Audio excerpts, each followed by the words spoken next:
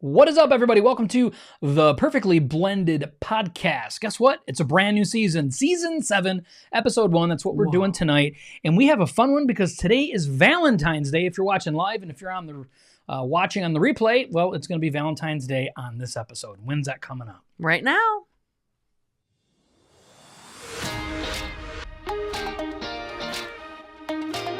Thank you so much for joining us on the Perfectly Blended podcast. This podcast is for blended families, for couples that want to strengthen their marriage and want a brighter future. Perfectly Blended exists to break the stigma of divorce, drop the shame and guilt holding you back, and equip marriages to thrive instead of just survive. We believe all that is possible in this life is based on the power of Jesus Christ and His ability to restore us fully. Let's dive in. My wife just said she's going to hit me, abuse me. She won't do it on air, though, when it's like everybody can see it and how mean she can be. She only hits me in places that I can cover up with the bruises. So. Just kidding. Happy Valentine's Day. Right? Oh, she's like, it's Happy Lover's Day or Love Day. Love Day. Yeah. There's another one. Oh, there's Sweetest Day, too. I don't even know where that one even came from. Is there a Saint Sweetest? I don't know. There's a Saint Valentine. We know that. I don't know. All right. So we want to welcome you so much to this. Welcome you a whole lot and to this episode, right? So it's called Embracing Your Unique Family, Valentine's Day Tips for Blended Families. That's what we're going to be talking about today. We got some fun stuff, actually, we're going to cover today. Hello, Miss Stacy. And in all transparency, when Josh told me what the title was going to be, him and I say embrace the suck a lot. And when I'm like, what's the title that you figured out for this one? He's like, embrace. And I thought he was going to say embrace the suck. A Valentine's Day. That would be something that you'd do. Going savage on Valentine's Day. You'd spin it. Yeah. Yeah, that's true. That's fair. That's fair. But we thought, hey, how awesome is this? How often do we get to do a Valentine's Day message or podcast episode, right? And it's actually Valentine's Day. On Valentine's Day. This is special. This is super special.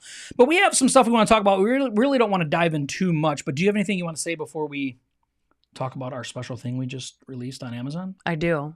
Okay, cool. So for a lot of you don't know, or maybe you do know, but Michigan State had a shooting yesterday, an active shooter where quite a few people, well, there was a handful of people that lost their life, and there's a handful of people that are in critical condition. And Josh's son, my stepson, goes there. And so last night was a long night for us. Yeah. Because he was on campus. He was on campus. He was barricaded. They had to barricade their doors with his roommates, and it was a big thing. I mean, helicopters, FBI, SWAT teams, hundreds of for hours, law enforcement looking for the shooter. So it was an intense night. So we pray for the families of the people that have children that did lose their lives and for the ones that are in critical condition, because we don't want to make light of that today, because it is a very heavy thing that happened yesterday. Yeah, and all the families of the children that are being impacted by this that happened, that didn't even see it happen, wasn't it? It's just being there, knowing that it's happened, and that your parents, because these are kids. Most of the people that go to college are children, especially in a big school like that. And it's, many of them have parents that live across the country, and they really felt helpless. So I mean, Christy's work today, she was at work, and a lot of the people she works with were their children or relatives were impacted greatly by it. Because we live in Michigan, and it's just it's a sad thing. It's super sad. I mean, it just goes to show, and this is kind of not in line with Valentine's Day and Lovey, but it just goes to show how my mom texted me today and asked me how he's doing. I said, you know what? Our world just needs more Jesus. It really does. We need the Savior in our lives. We each individually do. For whatever reason, this gentleman did what he did. And, what an opportunity it would have been for us to be able to get a hold of him and talk to him about Christ and his life, and how, that he doesn't have to live hopelessly and do the things. And it's scary. Super heavy. It really puts things in perspective, though. So, on a good note, we've had something amazing that we did yesterday, and I want to pull it up real quick. Dun, da, da, da. Boom! We just released our very first book. This was a labor of love. This is something that we have been talking about a lot. People that we coach have mentioned some stuff that they really, are looking for. And this is an actual journal. It's a prompt journal, right? So it's a guided journal that you do with your spouse. Now, we're just going to talk about it briefly before we jump into today's episode. You can get it on Amazon right now. And I'm just going to come over here. I'm going to pull it up.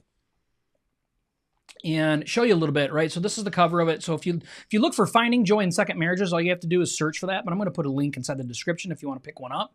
It is a paperback. It's 106 pages, so it's not a real thick book. But it's something that you get to do together with your spouse. And I'm not going to, like I said, I'm not going to read through any of this stuff. You can go on Amazon and look through all this. But just to give you a little idea, you can put your names on there, the date that you guys do it. We have instructions of how to use the book, how to use the journal.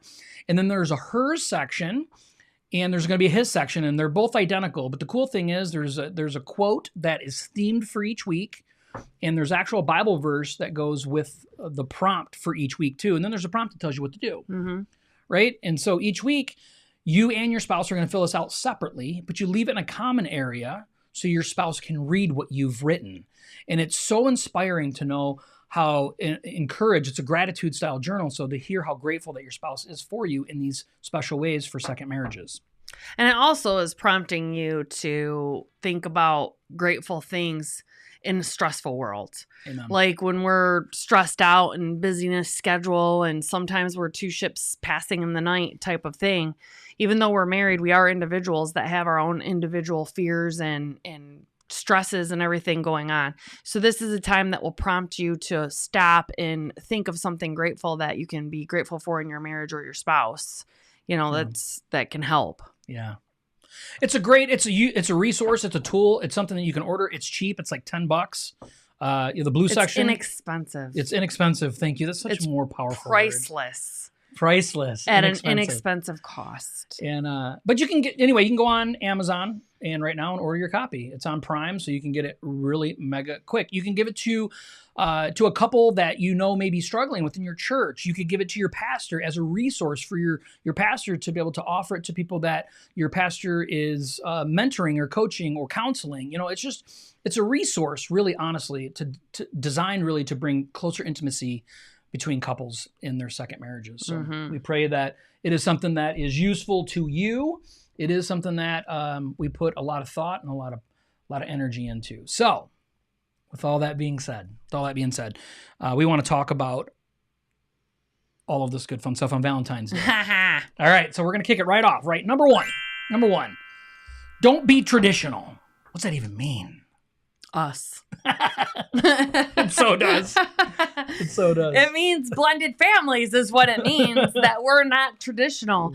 And that's what's so fun. We talk about it on other episodes when it comes to Christmas or birthdays and things like that. And that is the positive silver lining about blended families, that we don't have to be traditional. No one expects us to be traditional. Yep. And sometimes it really pushes us to think outside of the box when it comes to different holidays. And Valentine's Day actually could be used to be just a fun, quirky, think outside of the box holiday for your entire family to do. And it's something that people could look forward to when you guys get together. And I'm all about love, so my grandma name is Lovey. I mean, that should tell you.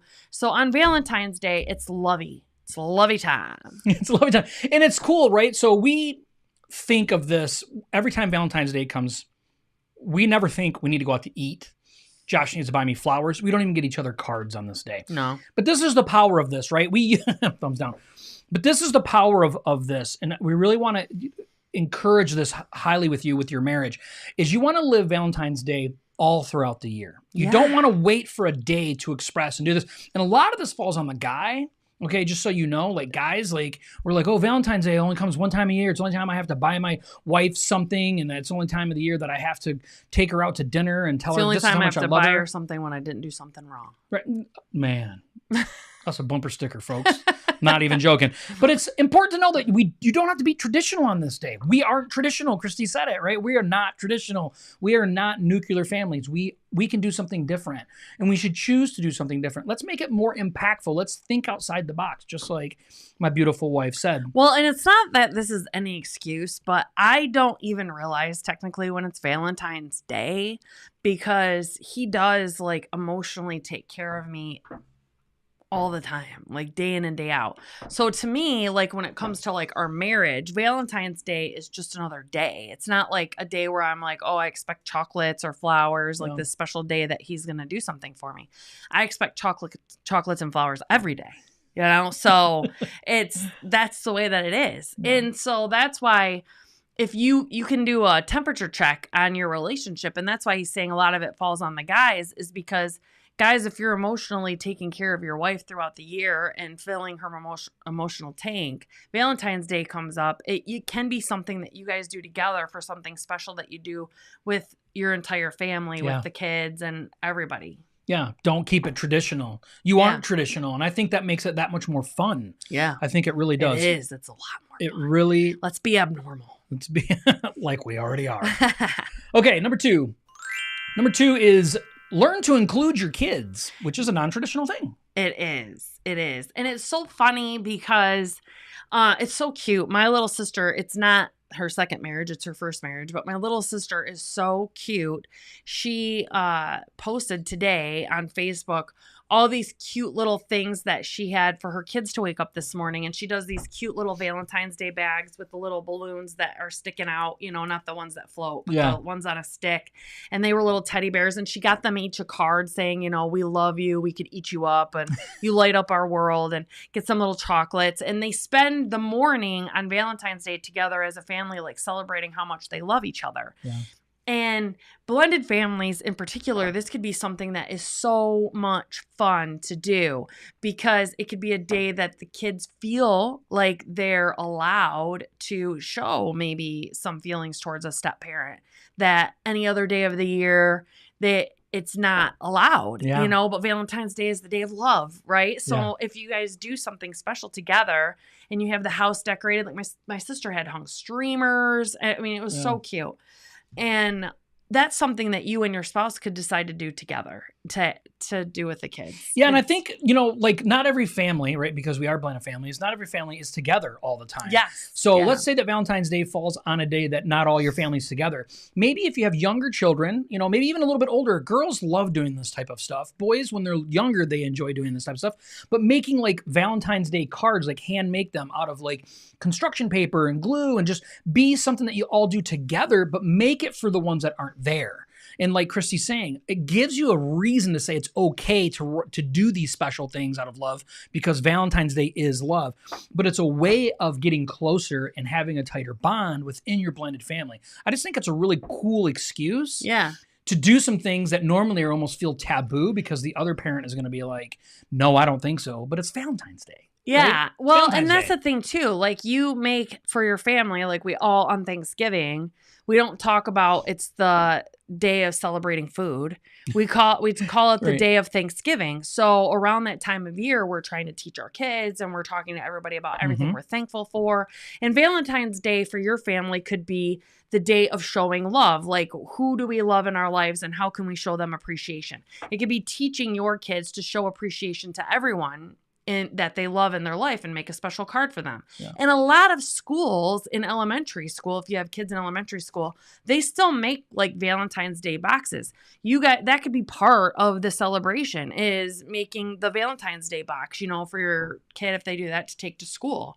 I remember one year, our youngest got super excited and wanted to make a wolf Valentine's Day box. And Josh took a shoebox with him and cut this whole thing out and had this big mouth and had teeth and everything coming down, and people had to stick the cards in the wolf mouth, and it was really cool to do. Hey, here's a few other things. Yeah, do. No, I was going to say decorate. There's a few other things, right? Like it says have a family game night or movie night with Valentine's Day treats and decorations. Ooh, that's fun. Hot chocolate and cookies. We all like treats, right? That's super funny. It just caught me off guard.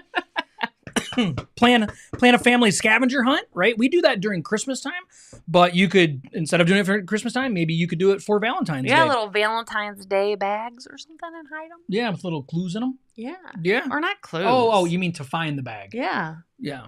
Yeah, that's good. That's a good idea. How about cook a special Valentine's Day meal together as a family? Bake it. Or bake, right? Or bake. You could bake something too. Or you guys could get together as a family if you have everybody and bake stuff for grandmas and grandpas. Oh, that's a good idea. You know, like heart-shaped cookies or something. We like grandma and grandpa sometimes. Yeah, they're okay. We can include them. A lot of ours have died. So Christy... She's choking me up today. So Christy thought of something that was or heard something today that she wanted to share. It's kind of a bonus part of this, and I'm going to bring this up bonus on the screen because she really wanted to talk about it. I did. So this is interesting. So we have, it just so happened it fell on today. We have at my work, we have a weekly huddle with all the leadership across the company, and everybody calls in, Google Meets or whatever. And one person, there's a rotation, is in charge of talking about one of our whys. We have pro-ams that we talk about, which is like, I always do the right thing when no one's looking, things like that. And our controller today was the one that was in charge. And then we also have to talk about special things that have happened on this day. And one of the things she said was Valentine's Day has turned into a day for the animals. So she listed last year in 2022, or an estimated for this year, it's $2.14 billion people spend on their pets. So for cats, it's an average of $27.42 per household, and for dogs, it's $31.24. It's because dogs are better. 2.14 billion in 2021. Yeah, dogs are better. I'm like, oh my gosh, we didn't get anything for our dogs for Valentine's Day. No, we get it all throughout the year. That's how we roll around here. Yeah, but it's so funny because I didn't even think about that. Like, you could make a family thing, like take the kids to PetSmart with the dog and get them or when you're doing your decorations together, you can include stuff for your pets, like bake little treats for the animals. Oh, there you go. Yeah, you can do that with the kids. Yeah, homemade treats for the animals. We spend about $2.41 billion per year ourselves on our pets because they're brats. But I thought that was awesome, and it has really turned into, animals too. Our society is really. I think it's because of COVID. They're part of the family. Well, and I think it's because of COVID. Well, it's definitely, we've had a major influx in pets because of that. Yeah, it said, if I read it right, from 2020 we spent $725 million as a society, and in 2021 it jumped up like 183% to $2.14 billion. Tripled basically. What is wrong with us? Okay, yeah, that's funny. Yeah. So anyway, that is a good one, right? So include your pets. I mean, they're part of the family, right? Let's not forget them, right? We have Stella and Nala, and we need to make sure that we include our pets. Trust me, we include our pets too much. All right, let's just talk about it. We love our pets. We do, probably too much. Okay, number three is, what about new experiences? So I like this one because Josh has turned me on to liking new experiences. And one of my favorite Mother's Day of all times, I know I'm jumping holidays here, but it's true. Like when we were really, really, really didn't financially strapped. Yeah. And I would look up things for Mother's Day because no one could complain, that we would do, and I got to pick whatever I wanted, and I had to research every year. I'd start like a couple weeks ahead of time and try to research the most inexpensive, cheapest things that we could do for a family of 6 that wouldn't cost us a lot of money. And I found in Michigan, there's this place called Marvin's Marvelous Mechanical Museum, and it is, if you talk about Mother's Day to me, that is my very first top core memory that I have for Mother's Day. Hands down, I had the best time that Mother's Day, without a doubt. I don't even know if I remember any of the other Mother's Days. But that was my favorite one. And that's how Valentine's Day can be. You guys can create that in the blended family. And that's why we're saying, don't be traditional. Think outside of the box.